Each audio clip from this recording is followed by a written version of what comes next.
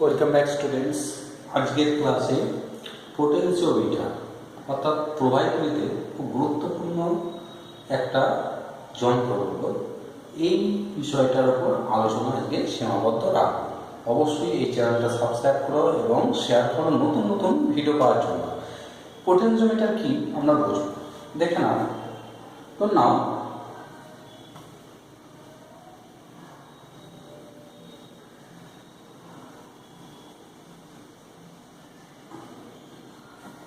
এটা একটি এ এবং বি প্রান্ত, একটা রোধ আছে। এর দৈর্ঘ্য হচ্ছে এল দৈর্ঘ্য, এর দৈর্ঘ্য এল এবং এর রেজিস্ট্যান্স হচ্ছে আর। কত? রেজিস্ট্যান্স আর। তাহলে এর দৈর্ঘ্য এল এবং রেজিস্ট্যান্স আর। তুমি একটা কি করলে, এই দৈর্ঘ্যকে কাজে লাগিয়ে এটা যে ফর জকি একটা কানেক্ট করবে। খেয়াল করো, এই অংশটা দৈর্ঘ্য হলো স্মল এল, এই প্রান্ত থেকে এই অংশের দৈর্ঘ্য স্মল এল। তাহলে গোটা অংশের রোধ অর্থাৎ এ এবং বি, এই দুই প্রান্তের রোধ যদি আর হয়, ক্যাপিটাল আর হয়, এ এবং বি প্রান্তের রোধ ক্যাপিটাল আর, দৈর্ঘ্য কত? Capital A. তাহলে এল দৈর্ঘ্যে আর, এল দৈর্ঘ্যের রোধ কত? Capital R. একক দৈর্ঘ্যের রোধ কত? Capital R by L. তুমি কতটুকু অংশ নিয়ে আসো? এই অংশটা নিয়ে আসো। এই অংশের রোধ, এই অংশের রোধ কত? অর্থাৎ স্মল এল। এই অংশের দৈর্ঘ্য কত? স্মল এল। স্মল এল এর দৈর্ঘ্য কত? স্মল এল দৈর্ঘ্যের রোধ কত? আর বাই এল ইন্টু এল। একটু যদি সাজিয়ে নাও, অর্থাৎ ক্যাপিটাল আর ইন্টু এল। খেয়াল করে দেখো, এটাকে যদি এই অংশের রোধ যদি স্মল আর হয়, এই অংশটুকুনি রোধ যদি স্মল আর হয়, অতএব আমরা কি লিখতে পারি? স্মল আর সমান আর বাই এল ইন্টু এল। এখানে দেখো ভেরিয়েবল কোয়ান্টিটি কোনটা? আর fixed, capital L fixed, small এলটা ভেরিয়েবল। তাহলে স্মল এলকে যদি আমি ইনক্রিজ করি, এটা যদি আমি ইনক্রিজ করি, আরটা কি বাড়বে? তাহলে আমি এই ইকুয়েশনটা থেকে বুঝতে পারছি, কি বুঝতে পারছি এই ইকুয়েশনটা থেকে, যে এই এল এর মান যদি আমি বৃদ্ধি করি, আর এর মান বৃদ্ধি পাচ্ছে। অর্থাৎ আমি এই যে রোধটা দিয়েছিলাম সেখান থেকে আমি বিভিন্ন রোধের মান পেতে পারি। সেই জন্য এটাকে আমি পোটেনশিওমিটার এখন না বলে এটাকে আমি রিওস্ট্যাট বলতে পারি। অর্থাৎ আমার যেমন দরকার, ধরুন আমার দরকার 5 ওহম রোধ, আমি এখানে কানেক্ট করলাম। আমার 10 ওহম রোধ দরকার, আমি এখানে কানেক্ট করলাম। আমি 50 ওহম রোধ এখানে কানেক্ট করলাম। তাহলে আমি ভেরিয়েবল রোধ এখান থেকে আমি পেতে পারি। অবশ্যই ভেরিয়েবল রোধটা কত হবে? এর বেশি নয়, এর রোধ হবে 100 ওহম। 100 ওহমের বেশি আমি পেতে পারি না। ধরে নাও এ এবং বি প্রান্তের রোধ 100, তাহলে 100 বেশি পেতে পারি না। তাহলে এখান থেকে আমি কি সিদ্ধান্ত নিলাম? আমার যদি প্রয়োজন হয় আমি এখান থেকে বিভিন্ন মানের রোধ আমি পেতে পারি। সেই জন্য পোটেনশিওমিটার কি, একে বিভব বিভাজক বলা হয়। আসবো সেটা কেন বলা হয় সেটা আসবো। একে বিভব বিভাজক বলা হয়। এখন আমরা দেখবো তাহলে এই পোটেনশিওমিটারের কি কি ব্যবহার আছে, ব্যবহারিক প্রয়োগ। এর ব্যবহারিক প্রয়োগ কি কি হতে পারে দেখে নাও একটা একটা করে। এর ব্যবহারিক প্রয়োগ কি? এর ব্যবহারিক প্রয়োগ কি, একে আমি রিওস্ট্যাট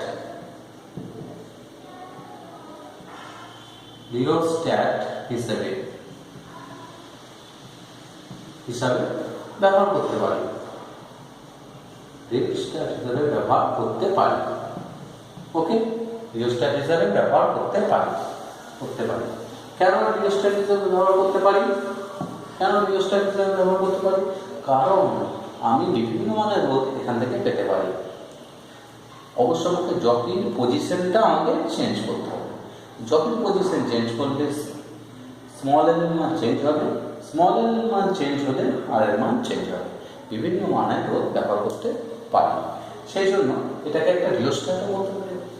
2 নম্বর চলে আসো, 2 নম্বর পয়েন্টে চলে আসো, আলোচনা হবে। 2 নম্বর কি হতে পারে?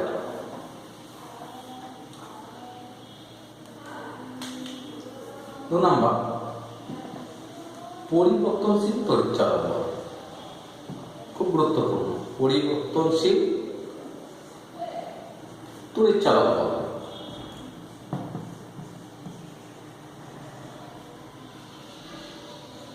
পরিবর্তনশীল তড়িৎ চালক বল হিসাবে একে ব্যবহার করতে আমরা পারি। এইটা আমরা দেখে নেব।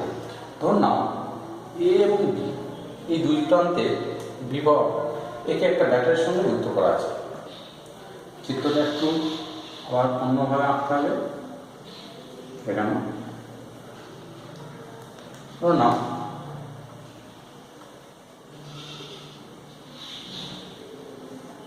এ এবং বি প্রান্তে এগেনস্টে একটা তড়িৎ উৎস E0 ই যাহা ধরবে ধরো, এই যে তড়িৎ উৎস আছে এই তড়িৎ উৎসের দুই প্রান্তে এটা ধরো আমি ধরে নিয়েছি 100 ভোল্ট। বলছি এই 100 ভোল্ট থেকে তোমার প্রয়োজন মতো তুমি বিভিন্ন মানের ভোল্টেজ তুমি এখান থেকে পেতে পারো। তুমি ওকে কী করতে হবে, এই জকিটাকে বিভিন্ন পজিশনে আনতে হবে। ধরুন আমি এখন জকিটা এই পজিশনে আছে, এই অংশের দৈর্ঘ্য কত স্মল এর, গোটাটার রোধ কত, গোটাটার রোধ ক্যাপিটাল আর। তাহলে এখান থেকে আমরা সিদ্ধান্তে আসতে পারি, খেয়াল করো এই পরিবাহীটার রোধ দেখেন কীভাবে পাবো, জকিটা কানেক্ট করিনি তাহলে এই গোটা পরিবাহী রোধ কত ক্যাপিটাল আর, এই তড়িৎ চালক বল কত E0, তাহলে প্রভাব কোন দিকে পাবো, এইদিকে আই পাবো। তাহলে আমি বলতে পারি আই সমান এই বর্তনী আই, প্রভাব সমান কি তড়িৎ চালক বল E0 বাই এর রোধ, এর রোধ কত ক্যাপিটাল আর, কত ক্যাপিটাল আর। ওকে ঠিক আছে, এটা একটা ইকুয়েশন একটা ইকুয়েশন। এইবার দেখো আমি যদি জকিটা এখানে লাগাই তাহলে এই প্রান্তের সাপেক্ষে এই প্রান্তের বিভব কত, ধরুন VAJ যে বিন্দুর সাপেক্ষে, তাহলে VAJ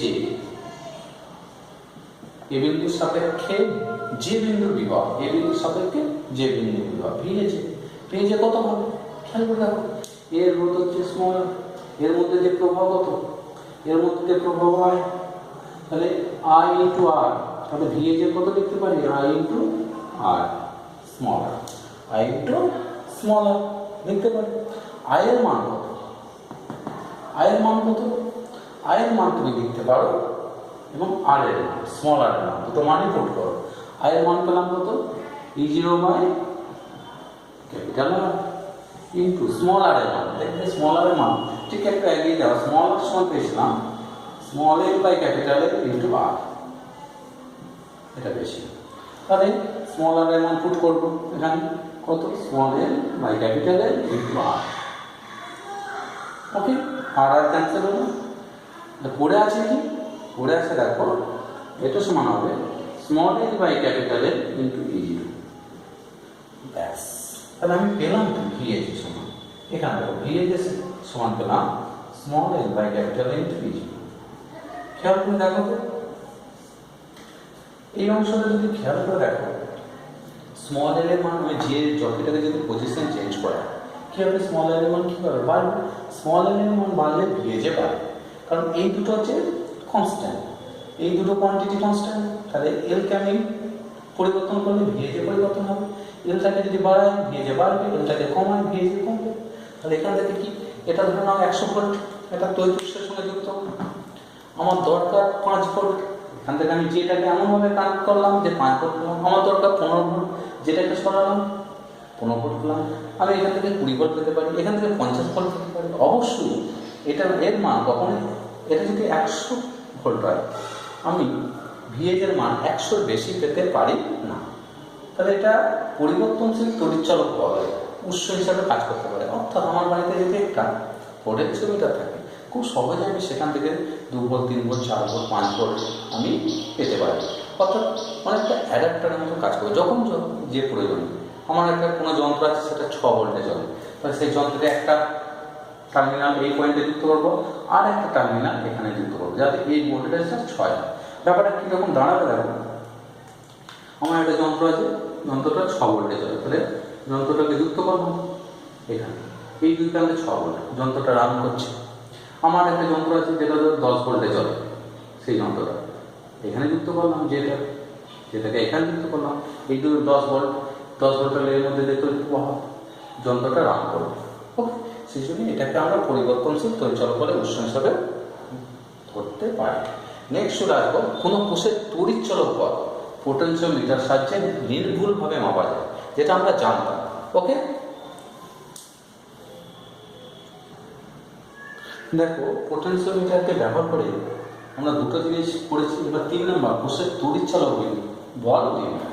কোষের তড়িৎচলক বল এই পোটেনশিওমিটার কোনটা? This is potentiometer. এই পোটেনশিওমিটার ব্যবহার করে কোষের তড়িৎচলক বল নির্ণয় করা যায়। আমরা একটু আগে পেয়েছিলাম, ধরুন এই সার্কিটে যুক্ত করিনি, তাহলে VAJ কত পেলাম? VAJ অর্থাৎ এই দুই প্রান্তের বিভব প্রভেদ কত পেয়েছিলাম? খেয়াল করো, VAJ পেয়েছিলাম small l by capital L into কি এই বর্তনীর রোধ কত? আগের মতনই সব এক। এর দৈর্ঘ্য ক্যাপিটাল L, এর রোধ R, এটা হচ্ছে স্মল l, এর দৈর্ঘ্য স্মল r।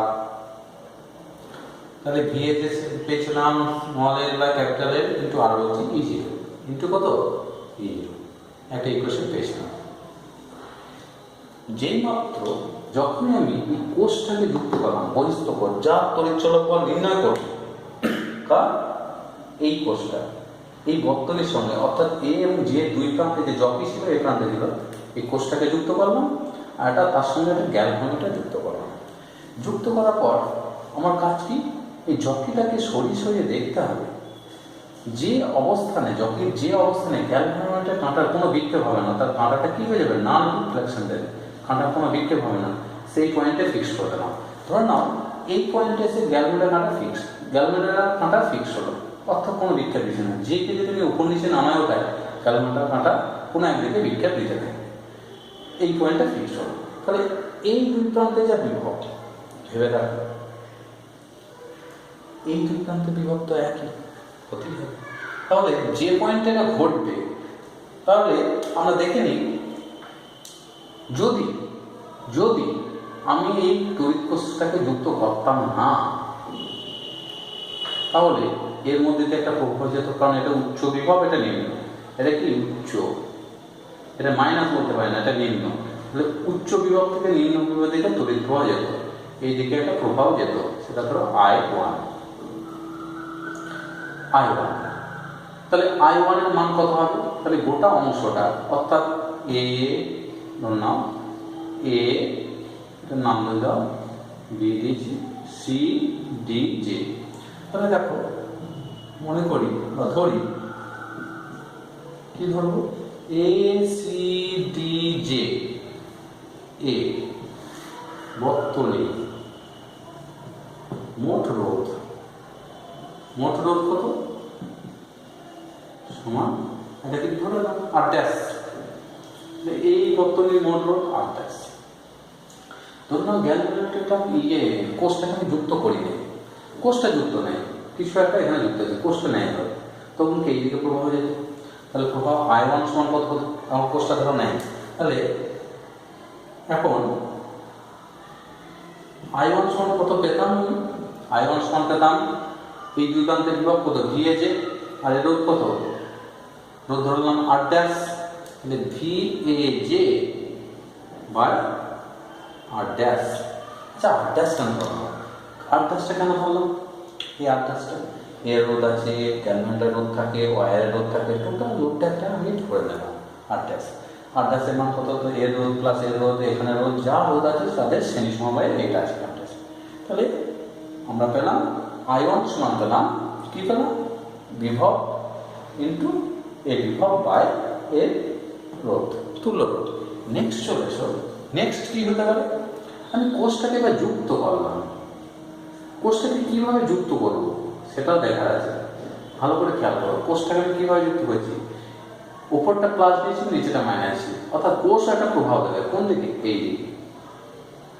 কোষও এই দিকে একটা প্রভাব দেবে, অর্থাৎ কোষের প্রভাব কোন দিকে হবে? সি থেকে এ থেকে জে, জে থেকে ডি, ডি থেকে সি, কোষের প্রভাব। আর পোটেনশিওমিটারের এই বিভবের জন্য VAJ এর জন্য প্রভাব হতো এ থেকে সি, সি থেকে ডি, ডি থেকে ডি। তাহলে কোষের প্রভাব কত হবে? I2 কার জন্য? কোষের প্রভাব। তাহলে I2 কত পাবো? দেখি বোঝা যাচ্ছে। I2 কার? কোষের জন্য। I2 সমান কত? ই বাই এর এই বর্তনীটার রোধ, এই বর্তনীটার রোধ কত পেয়েছি, এ সি ডি জি, এর রোধ কত আর ড্যাশ, তাহলে I2 পাবো ই বাই আর ড্যাশ। ওকে, তাহলে I1 I মনে করো I1 এবং I2 যখনই সমান হবে, I1 আর I2 সমান হলে গ্যালভানোমিটারটা কি কোনো বিক্ষেপ দেখাবে না, যখনই কম বেশি হবে বিক্ষেপ দেবে।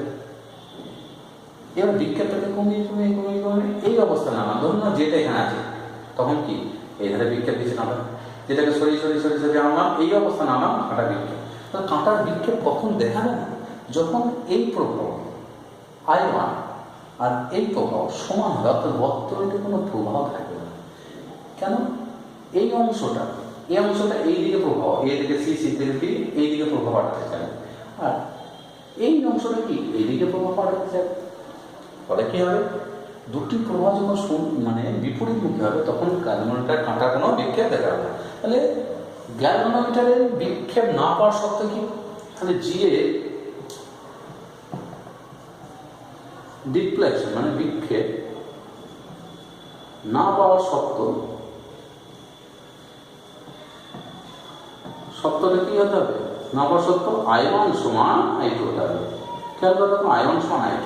আচ্ছা I1 সমান কত, V A J by R, I2 সমান কত ই বাই আর ড্যাশ, তাহলে V A J by R dash, আর I2 সমান ই বাই আর ড্যাশ। খেয়াল করো আর ড্যাশ ক্যান্সেল হলো, দেরপর ই সমান কি পেলাম ভি এ জে। ভালো করে ভাবো, তাই তো হতে হবে এই অংশের বিভব আর এর বিভব যখন সমান হবে তখনই কাঁটা বিক্ষেপ দেখাবে, অর্থাৎ এটা প্লাস এটা মাইনাস, এটা প্লাস এটা মাইনাস। ঘুরিয়ে ভাবো, যদি আমি ব্যাটারিটা উল্টো করে এটা মাইনাস এটা প্লাস দিতাম তখন আরও অনেক বেশি প্রভাব হতো। কোনো মতে আমি কিন্তু এমন পয়েন্ট পেতাম না যার জন্য গ্যালভানোমিটার বিক্ষেপ শূন্য হয়। তাহলে ভিএজে, এবার ভিএজে সমান কত পেয়েছিলাম, কত ভিএজে এল বাই এল পেয়েছিলাম। ভালো করে খেয়াল করো, small L by capital into ই0, ব্যাস। তাহলে এর তড়িৎচালক বল এটা, ব্যাস। মনে রাখবে সঠিকভাবে তড়িৎচালক বল নির্ণয় করতে পোটেনশিওমিটারই ব্যবহার করা হয়। কেন ব্যবহার করা হয় আসবো, দেখো ই সমান এই কোষে তড়িৎচালক বল সমান কত এল বাই স্মল এল, মানে স্মল এল কোনটা এটা, বাই ক্যাপিটাল এল এর দৈর্ঘ্য ইন্টু ই। কেন এটা ব্যবহার করা হয়, কেন ভোল্টমিটার সাহায্যে কোষের তড়িৎচালক বল নির্ণয় করা হয় না, সেটা প্রশ্নটা প্রায় এসে দেখে উচ্চ মাধ্যমিকে। খেয়াল করে দেখো তো, ভি এ জে এর বিভব আর এর বিভব সমান হলে বর্তনীতে কোনো প্রভাব আছে। ভি এ জে সমান যদি ই হয়, বর্তনী কোন বর্তনী A C D J A হলে A C D J A বর্তনী কোনো প্রভাব নেই। আচ্ছা কোনো প্রভাব নাই, কোনো প্রভাব যদি না থাকে আমরা কি বলতে পারি, এই কোষের তো কিছু অভ্যন্তরীণ রোধ আছে, কোষের অভ্যন্তরীণ অর্থাৎ কোষের দুই প্রান্তে বিভব পাবে, ভি সমান কি জানি আমরা ই মাইনাস আই আর, আই নেই আই জিরো হলে কি হবে ভি সমান ই। কেন ই হলো, যেহেতু আই সমান জিরো, অর্থাৎ এই কোষে দুই প্রান্তে বিভব পাবে যা সেটাই তড়িৎচালক বল, সেটাই তড়িৎচালক বল। অর্থাৎ বর্তনী কোনো তড়িৎ প্রবাহ হচ্ছে না, তাহলে নষ্ট বল নেই। নষ্ট বল না থাকলে কি হবে, নষ্ট বলটা যদি না থাকে, যেটা তড়িৎচালক বল কোষে সেটাই দুই প্রান্তে তার বিভব হবে, সেটাই তো আমরা চাই। তাহলে একটা কোষের ধরো 1.5 ভোল্টের কোষ এখানে যুক্ত করবো, তার দুই প্রান্তে বিভব হবে তো 1.5, তাহলে আমি সঠিক তড়িৎচালক বলটা পেলাম। কিন্তু আমরা যদি এইটা ব্যবহার না করে একটা গ্যালভানোমিটার ব্যবহার করতাম, ধরুন একটা তড়িৎ কোষ, একটা গ্যালভানোমিটার ব্যবহার না করে আমি তড়িৎ কোষের সঙ্গে পোটেনশিওমিটার ব্যবহার না করে একটা ভোল্টমিটার ব্যবহার করলাম সঙ্গে যুক্ত করবো। যখন ভোল্টমিটারটা যুক্ত করবো, ভোল্টমিটারের কিছু রোধ থাকে, তাহলে এর মধ্যে কিছুটা প্রভাব হবে, কোনো আইডাস যা প্রভাব হবে তখন এই দুই প্রান্তে বিভব হবে ধরো ভি, ভি সমান কি পাবো ই মাইনাস আই ড্যাশ ইন্টু আর। এইটাকে কিন্তু পরিমাপ করতে পারবে না, কম পরিমাপ করবে। অর্থাৎ কোষটা যদি 1/5 হয়, এটা যদি 0.2 হয়, কি দেখাবে ভোল্টমিটার? ভোল্টমিটার এটা যদি 1/5, এটা যদি 0.2 হয়, ভোল্টমিটার কত পার দেবে? 1.3 ভোল্ট। 0.2 ভোল্ট আমি পাচ্ছি। সঠিক তড়িৎচলক বল নির্ণয় করতে গেলে পোটেনশিওমিটার ব্যবহার করতে হবে। কেন ব্যবহার করতে হবে? কারণ পোটেনশিওমিটার ব্যবহার করলে এই যে বর্তনীটা পেলাম, এই বর্তনীতে কোনো প্রবাহ হচ্ছে না। প্রবাহ না হলে নষ্ট বল জিরো, নষ্ট বল জিরো হলে কোষের যেটা তড়িৎচলক বল সেটাই তার দুই প্রান্তে প্রয়োগ করবে, সেটাই আমরা পরিমাপ করে পাই। ওকে, ভোল্টমিটার ব্যবহার করলে এই যে ক্লোজ সার্কিট হলো, এই ক্লোজ সার্কিটের জন্য বর্তনীতে খুব স্মল প্রভাব যাবে। বর্তনীতে যদি প্রবাহ উৎপন্ন হয়, কোষের অভ্যন্তরে কি হবে? নষ্ট বল পাবো। সেই নষ্ট বলটা কি আমরা পরিমাপ ভোল্টমিটার পরিমাপ করতে পারবো না। ফলে কি হবে? ভোল্টমিটারের সাহায্যে সঠিক মানের তড়িৎচলক বল নির্ণয় করতে পারবো। খুব গুরুত্বপূর্ণ এটা, প্রায়শই দেখা যায়। নেক্সট আমরা কোষের তড়িৎচলক বল নির্ণয় করলাম। এরপরে কোষের অভ্যন্তরীণ রোধ কি নির্ণয় করবো? কোষের অভ্যন্তরীণ রোধ, অর্থাৎ কোষের তড়িৎচলক বল হলো এবং কোষের অভ্যন্তরীণ রোধ নির্ণয়। কোষের অভ্যন্তরীণ রোধ, অভ্যন্তরীণ রোধ নির্ণয়। ওকে,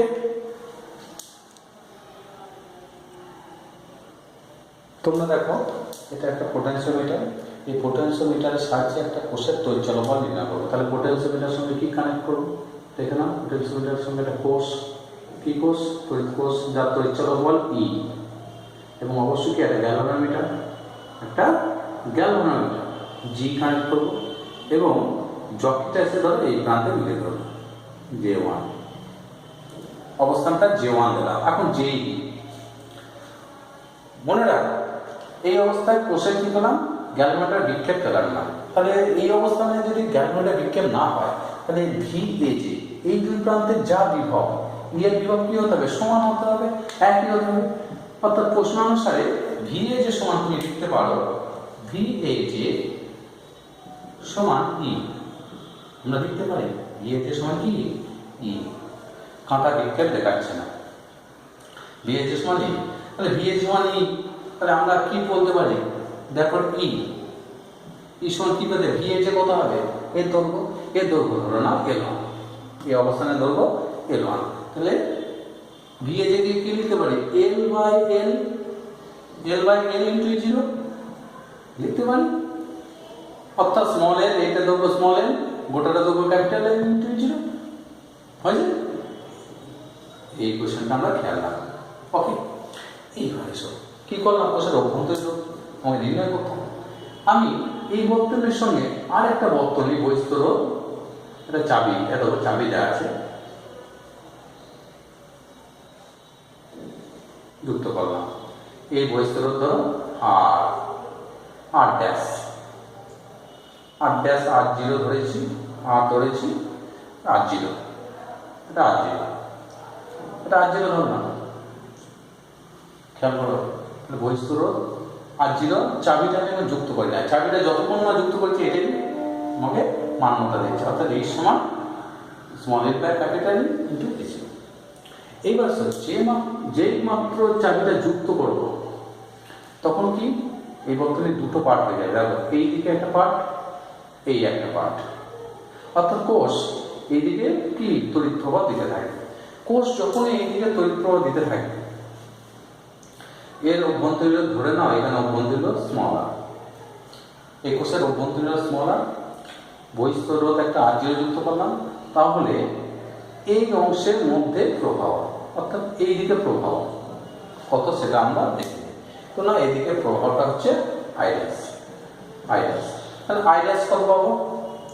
I ড্যাশ, তাহলে এই কোষের তড়িৎচলক বল কত? ই, মোট রোধ কত? R0 আর, তাহলে I ড্যাশ পাবো দেখো ই বাই কত?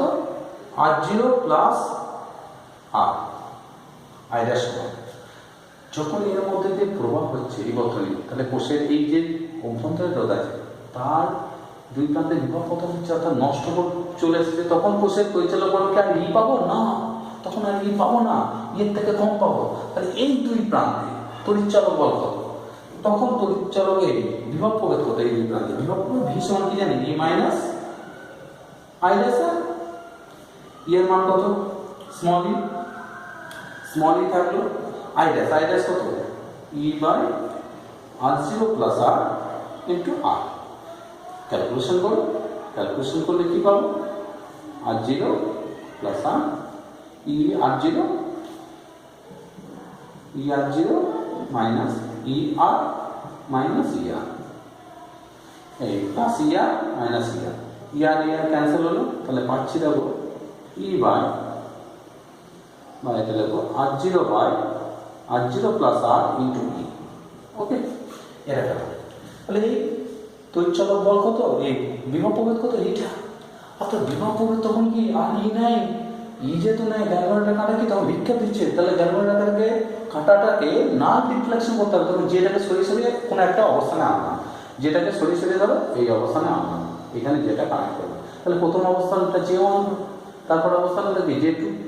আচ্ছা J1 করলে তখন এই যে এল ধরেছিলাম, এটা এবার ধরতে হবে এটা কি L1, এই দৈর্ঘ্যটা L1, আর Aj2 কত, Aj2 হবে L2, তাহলে এটা হবে L1, অর্থাৎ Aj1 কে দৈর্ঘ্য কত L1 আর Aj2 দৈর্ঘ্য ধরো L2। যেই জকিটাকে সরিয়ে এখানে আনলাম, তখন দেখছি গ্যালভানোমিটার কাঁটা কোনো বিক্ষেপ দিচ্ছে না, তাহলে এই অবস্থানে আমি কি নিষ্পন্দ করলাম, তাহলে L2 ধরো, তখন কি লিখতে পারি Aj2, তাহলে আরেকটা ইকুয়েশন আমরা পেতে পারি এখান থেকে, সেটা আমরা দেখে নেব। কি পেতে পারি তখন ভি, অর্থাৎ তখন ভি সমান কি লিখতে পারি, দেখো এই অবস্থানে L2, অর্থাৎ ভি সমান লিখতে পারি L2 by capital L into L2 by capital L into E0, L2 by capital L into E0। তিনটে ইকুয়েশন আমরা পেলাম, equation number 1, equation number 2 and equation number 3। খেয়াল করে দেখো, আমরা যদি এইটাকে এটা দিয়ে ভাগ করি, অর্থাৎ এই ইকুয়েশনটাকে ভাগ করি, কি পেতে পারি। এবার দেখো ইকুয়েশন 2 দুই নঙে ই এবং ভি, ই এর মান এবং ভি এর মান, দুই নঙে ই ও ভি এর মান বসাবো, বসিয়ে পাই, ই এবং ভি এর মান বসাবো, ভি এর মান কত পেয়েছি এটা দেখো, তাহলে এই সমীকরণে ভি এর মান কত, L2 by L into E0 সমান, এটা কত পেয়েছিলাম R0 by R0 plus R into E এর মান কত, L1 by L into E0। Okay, E0 cancel হলো, L ক্যান্সেল হলো, তাহলে পড়ে আছে দেখো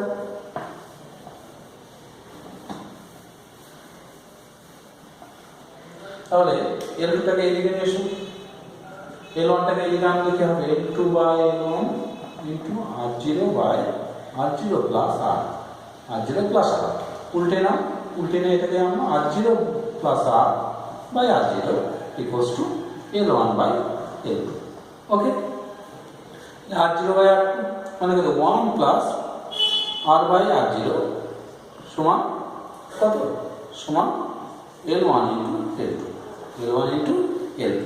ওকে, L1 ইন্টু L2, তাহলে অতএব এখান থেকে স্মল আর সমান পাবো, কি পাবো, স্মল আর সমান একটা এদিকে যাবে মাইনাস হয়ে যাবে, তাহলে L1 by L2 minus 1 into R0। ওকে, মিলল, এটাই হচ্ছে এর সমাধান। ক্লিয়ার তোমাদের কাছে? অর্থাৎ L1 হচ্ছে প্রথম অবস্থান জকি, L2 হচ্ছে দ্বিতীয় অবস্থান। অবশ্যই L1 থেকে L2টা বেশি হবে, L1 বেশি, L2 কম, L1 বেশি এবং L2 কম। এখান থেকে স্মল আর অর্থাৎ আমরা কোষের অভ্যন্তরীণ নির্ণয় করতে হবে। ভালো করে খেয়াল করো, কোনো কঠিন নয়, তিনটে অবস্থান আমাদের খেয়াল রাখতে হবে। প্রথমে ভাবো এটা নেয়, তখন VAJ সমান দেখো ই পাবো, অর্থাৎ ই সমান small L1 by V into E0 একটা পাবো। দ্বিতীয় অবস্থানে যখন বহিস্থ রোধটাকে যুক্ত করলাম, তখন তখন এর মধ্যে দিয়ে বিভব তড়িৎ প্রবাহ হবে, আই নির্ণয় করবো। আই কত? E by R zero plus আর। তখন এই দুই প্রান্তে আর তড়িৎচলক বল ই নেই, তখন কত? ভি হচ্ছে, ভি সমান কি? E minus I R. E minus I R সেই মান ফুট করে এটা পাবো। তখন জকিটার এখানে রাখলে গ্যালভানোমিটার ডিফ্লেকশন দিচ্ছে, তখন জকিটাকে চেঞ্জ করবো এটা, তাহলে ভি সমান পাবো তখন